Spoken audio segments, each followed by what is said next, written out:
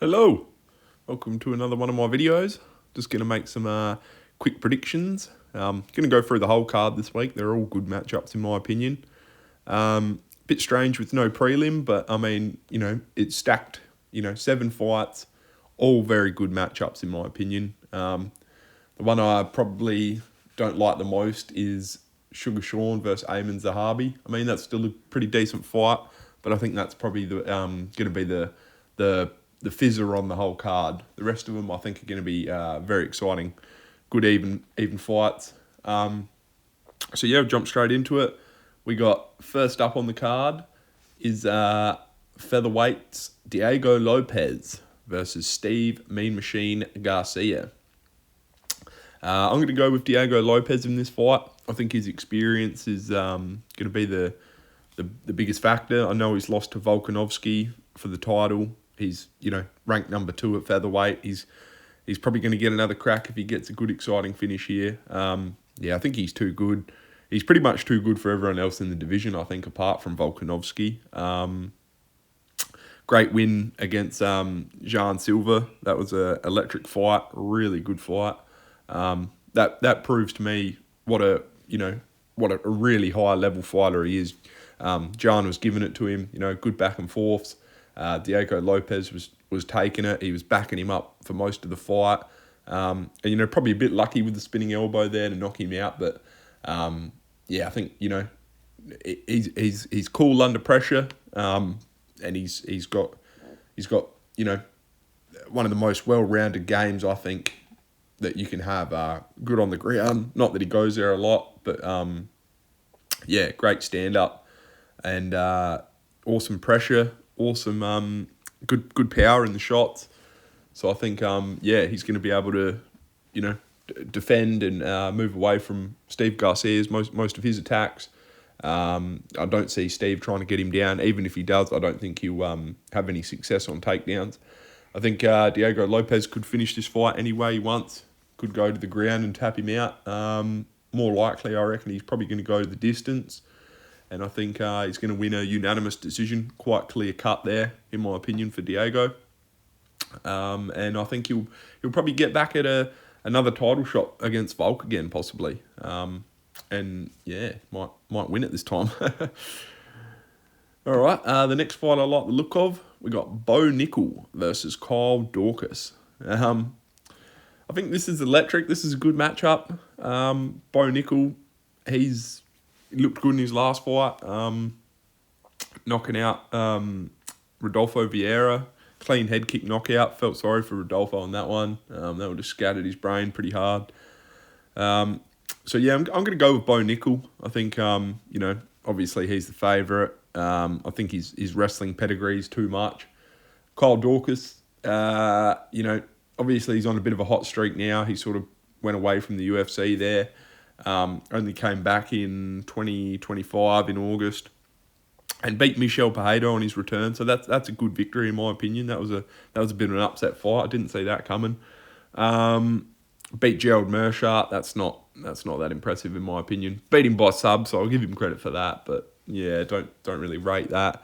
So I think Bo Nickel's probably gonna have the advantage with the grappling, just with his wrestling pedigree. I think Kyle Dorcas will be able to land good shots while it's standing, but I think I think he's going to get taken down. Kyle's going to get taken down pretty quick, probably pretty often, and I wouldn't be surprised if Bo Nickel goes for a ground and pound win in this fight. I think he's going to be his game plan. He might look to set up a choke, maybe when he hurts Kyle on the ground, some big elbows, and then gives his back, and then he sinks in a choke. But I think Kyle Dorcas is a chance here because he does look rejuvenated since he come back, and he looks like he's got more power. And I think his submission game, he's going to be able to get out of the chokes.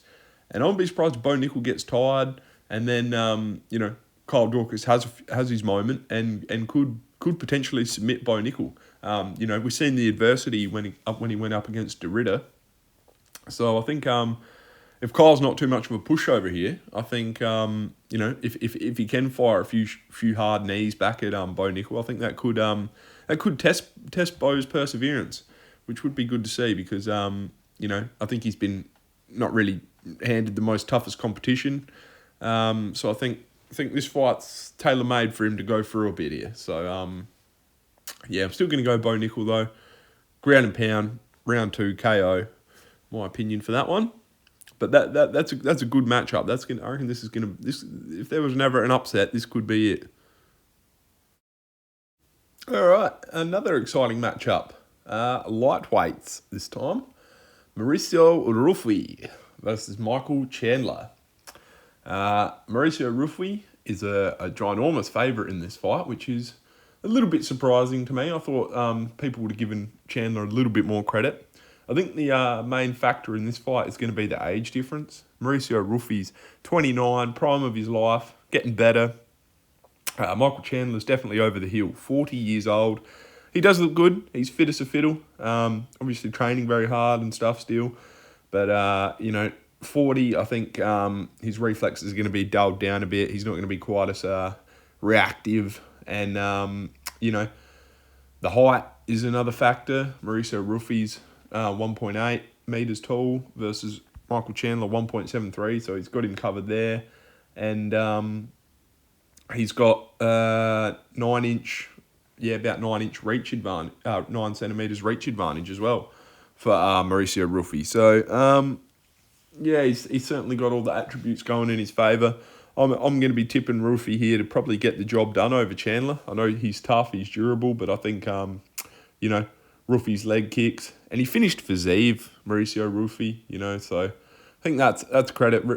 So I get kind of similar impression. Obviously, they're not the same, but like similar body types when you look at Chandler and Fiziev, in my opinion. And I think Fiziev is probably better than Chandler, really. And anyway, Mauricio Ruffi clean clocked him with a straight right on the jaw. So I'm not going to be surprised if we see similar here. Could be a nice head kick, but I think more likely it's going to be a straight punches, 1-2 down the pipe. He's going to rock Chandler, finish him off quite easily. But Chandler's he's still good. I think he's got a few fights left, but I think he's picked off a pretty unlucky for him to get such a matchup here. I think Mauricio Ruffi's going to make him look pretty average, pretty old. By the time this fight sort of finishes, I think Chandler's going to be reassessing his decision to take this fight. But obviously, Whitehouse card, you want to go all in. So good luck to him. But going to go Mauricio Ruffi. Probably a straight right or a big uppercut, something violent. Finish him off with ground and pound in round 2, I reckon, for that one. All right, next fight, Derek the Black Beast Lewis versus Josh Hockett. Up at heavyweight, not really a massive fan of Josh Hockett, but you got to respect the work. 9 wins, no losses. He's 28 years old. Derek Lewis, the all-time leader in knockouts, but he's 41 years old. Look, I'm going to go with Josh Hockett. I can't see Derek Lewis having much success in this fight. I think he's going to get beaten pretty badly, in my opinion. And I've been a fan of the Black Beast for a long time. Always enjoyed his style. He's always been fun to watch. I think he has gotten lucky in a fair few fights. Waldo Cortez Acosta in Derek Lewis's most recent fight. He got knocked out in round 2 by Waldo. So I think Josh Hockett's probably a little bit less fast than, like, Waldo's a little bit quicker than Josh. So, but I can see similarities in the style there. So I think I think this matchup's not going to go well for poor old Derek Lewis. I think he's going to get probably paced up about fucking like a 10-punch combination, I think, up against the fence. Yeah, probably round 1. Josh he's going to be too quick for him. He's going to have too much cardio for him. And, I'd love to see a vintage Derek Lewis KO. That would be the highlight of the night, in my opinion. Somebody shut this cunt up. But, don't see it happening. Certainly not this fight. Coming off the fight with Curtis Blades, he obviously did take a fair bit of damage. But I don't think that's going to deter him. I think, Derek Lewis could land a big clean overhand and go ham on him. But I think, I think it's going to be a case of Josh just moving in and out and just picking his shots quite well, and then probably not rushing it would be the key to this fight. Come running in and get cracked. I mean, I hope so, but I don't see it happening. I think Josh is going to be, piecing him up, brutal combinations. Derek Lewis ain't going to take it for very long, and I think, round 1, knockout. Same thing, Derek Lewis, I think he's going to be showing his age by the time this fight's finished with. 41 years old, he can't take the punishment anymore. He can dish it out, but he doesn't respond well to it. All right, the fight I'm looking forward to the least, Sean O'Malley versus Ayman Zahabi at bantamweight. Same sort of thing again. Ayman Zahabi, 38. He's sort of on a bit of a hot streak now. Obviously training with Faraz Zahabi there. He's got his brother's fucking input there, so that's going to help him this fight. I'm sure they've got a lot with the game planning and different things. He's got a bloody good record, good streak going here for himself. He's winning fights. He doesn't look all that great doing it. Like, the Jose Aldo, that could have gone either way. Pedro Munoz, I didn't think that was a great performance. He did look pretty good against Marlon Vera, but again, could have gone either way. So I think he is looking good, but it's a little bit too late, I reckon, for Ayman. 38 years old. Sean O'Malley, 31. He's going to be quicker. He's a bit taller, and he's got a bit better reach. Sugar Sean's never really impressed me all that much. I think he's been gifted a lot of fights. But I think he's got the skills to beat Ayman Zahabi. I think Ayman's definitely going to be looking for the takedowns, and that is the real concern for me, in my opinion. I think if Ayman does get Sean O'Malley down, and I'm sure Faraz is drilling that with him, he could control him on the ground and win the fight on points, which wouldn't surprise me. But I think Sugar Sean, he's going to be ready for it. He's going to be firing the knees up the middle, couple of uppercuts. Sugar Sean says he wants to get a finish this fight. I do not see that happening. I'm going to go with Sean O'Malley to win this one by decision. Probably unanimous decision, I think. Think he's just going to be a bit too much for Ayman. Too long, too rangy, moving well, but all really comes down to his ability of defending the takedowns. And I hope, I really hope Zahabi is gonna shoot quite a few times. That would make this fight quite entertaining if Zahabi does get Sean O'Malley down. How well will he be able to scramble out? Because I think Zahabi could hold him down. I think he's got the skills. He's got the training there with, like I said, with Faraz. I think that will be an interesting matchup, but I think it's going to be a bit of a quieter fight. We got banger after banger. This one's going to be a bit sort of lackluster. All right, we'll move on now to the co-main event. Don't know about you guys. I'm super excited for this one. Heavyweight Alex Pereira. Holy shit! What have we got in store here for us, guys? This is a fucking power puncher, and he's packing on more muscle, more size. Big dude. But he's versing a weapon in Cyril Gane. Sort of kind of see similarities between these two. Cyril Gane's a bloody big dude himself, and the way he moves around looks fucking like he's like a welterweight or something, or a middleweight. Really good style from Gane. Very flashy sort of style.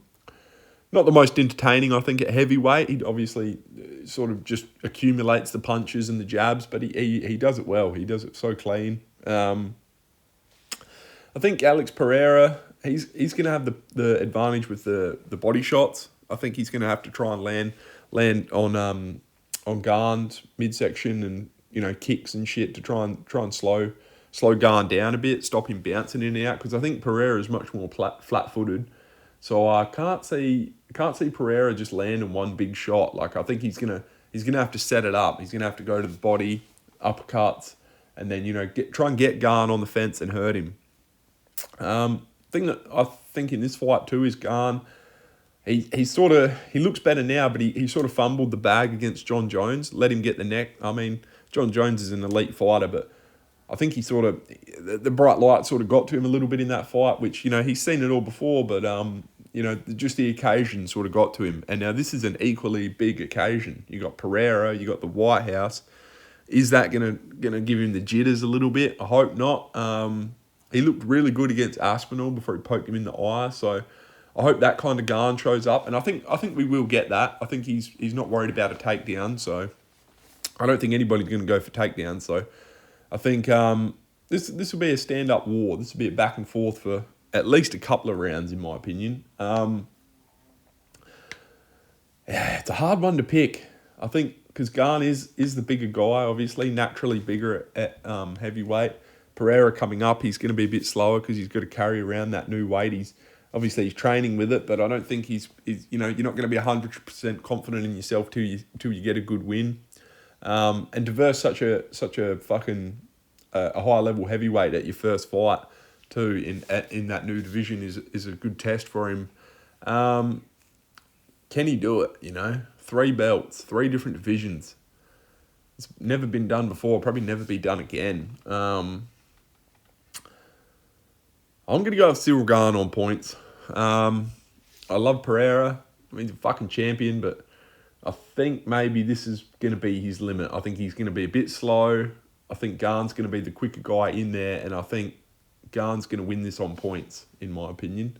Pereira's done it all. I think he's obviously got the skills and the kickboxing accolades. He was a fucking double champion glory, for fuck's sake. So, I think he trains with big guys, don't get me wrong, but I think Cyril Garn, a full heavyweight Cyril Garn going full power, I think is going to be a different feeling for Pereira. I think he's probably used to the smaller, like he did all right against the light heavyweights. They never really caught him clean, but I think Cyril Garn will catch him clean, and I think it's going to be a little bit of a different response, in Alex's body language when he does feel a couple of those real hard low kicks, and I think that's in my opinion that's Pereira's one of his biggest attributes is his defensive game. He's so clean at reading the shots, slipping and not quite getting landed clean on. But I think Garn's going to be able to just touch him up enough, just landing the clean jabs, the 1-2s down the pipe, and I think that's going to be, it's going to be an even fight, but I think it's going to be sort of similar in a way like the Magomed Ankalaev first fight, apart from the takedowns. So I think it's going to be a back and forth, but I think Garn's just going to come up on the better side of it, in my opinion. And then hopefully we see him rematch Aspinall. That would be really good. All right, here we go. Main event of the evening. Ilia Topuria versus Justin the Highlight Reel Gaethje. I've always been a massive fan of Justin Gaethje. Love his style. Love his backstory. Bloody wrestler. Trevor Whitman showed him the ropes. Like, he's a fucking man, absolutely made for this sort of shit. I'm a little bit worried at his age. He's 37 years old now, and he's versing Ilia Topuria, 29. I think, especially with a man like Justin, the damage he's taken over the career, all the shots he's fucking had landed on his head, and fucking the beatings he's fucking come back from, that is going to take its toll. That is going to wear on you. And I think the longevity factor is going to come into play a bit in this fight. Look, Justin, he's a fucking dog. He can take punishment, but I think when Ilia Topuria is dishing it out, it's a different kind of punishment. I think we're going to see a bit smarter version of Justin in this fight. I don't think he's going to go total reckless, like fucking wild man sort of mode. I think he's going to try and pick his shots a bit more, which will certainly fucking, I think it'll work good for him. I think, the leg kicks, one thing I want to see is Justin throwing his fucking patented fucking smashing fucking lead fucking calf kick. And I think that'll take a lot of power away from Tuporia's hands. So that's something that I'm really looking forward to seeing if Justin throws that hard. I wouldn't mind seeing a bit of wrestling from Justin too. I think just to fill up the muscles. And I know Tuporia can wrestle well as well, but I think Justin's probably got a little bit higher credentials in my opinion. I don't think that's going to happen, but I would like to see it. I think that could give Justin an advantage in this fight. I just hope we don't see a repeat of like Charles versus Tuporia, where he just comes in and starts trading and gets cracked and knocked out. I really hope we see a smart version of Justin here, picking his shots, wearing on Tuporia, slowing him down.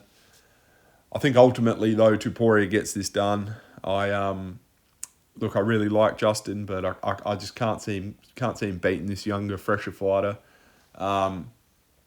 Tuporia is good everywhere. He's gonna land some fucking heavy body shots, heavy uppercuts, and I think Justin's probably gonna get knocked out rounds 3 or 4. I'll go round 3. Yeah, I hate to say it. I'm a bit, like I said, I'm a massive fan of Justin. Not really a big fan of Tuporia. Hopefully maybe some of his fucking struggles in the marriage department and stuff come into play, and he sort of looks a bit out of sorts. First fight since that big occasion, maybe something will throw him off. But yeah, apart from that, I think it's going to be a pretty standard performance from Tuporia. He's going to be landing the bigger shots. Justin's going to be eating them for a while, and then eventually he's not going to be eating them, and just going to swell up. He's going to be bleeding, and Trevor Whitman's going to try and pull a cat out the bag and get him to do a few things, and I think he's going to revert back to just a stand-up brawl. And I think by the end of round 2, I think Tuporia is going to know he's got it in the bag, and it's going to be clear cut, and it's going to get a little bit hard to watch for poor Justin. But hey, I'm really hoping Justin can win this, but I just don't see it. I think Tuporia's got him covered with the youth. Certainly Justin's got the experience, but I think Tuporia's he's obviously fucking got all the fucking training in the world. He's doing everything right, trying to make himself better. So let's go Justin Gaethje. But my mind's telling me Ilia Tuporia. Halfway through round 3, huge overhand, big hook, clean on the jaw. Gaethje gets wobbled, and then Tuporia follows up, finishes him off. Much as I hate to say it. All right, I'll leave it there, guys. Let me know what you reckon in the comments. Give me some predictions back. Good luck. Enjoy the fights.